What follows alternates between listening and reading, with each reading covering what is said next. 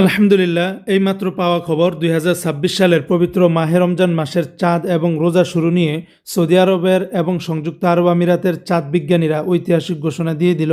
৬টি আরব দেশের ভিতরে ৫টি আরব দেশ যেমন সৌদি আরব, দুবাই, কাতার, কুয়েত, বাহরাইন এবং সৌদির সাথে সাথে যে সমস্ত দেশগুলি রোজা শুরু করে তারা আগামীকাল অর্থাৎ ১৮ ফেব্রুয়ারি ২০২৬ সাল রোজ বুধবার থেকে শুরু হচ্ছে পবিত্র মাহে রমজানের প্রথম রোজা।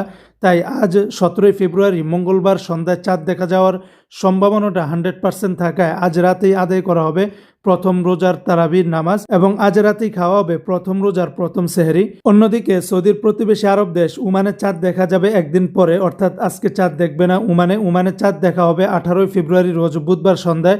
ফলে ওমানে বুধবার রাতে প্রথম তারাবির নামাজ আদায় করা হবে এবং বুধবার রাতেই সেহরি খেয়ে বৃহস্পতিবার থেকে প্রথম রোজা শুরু হবে।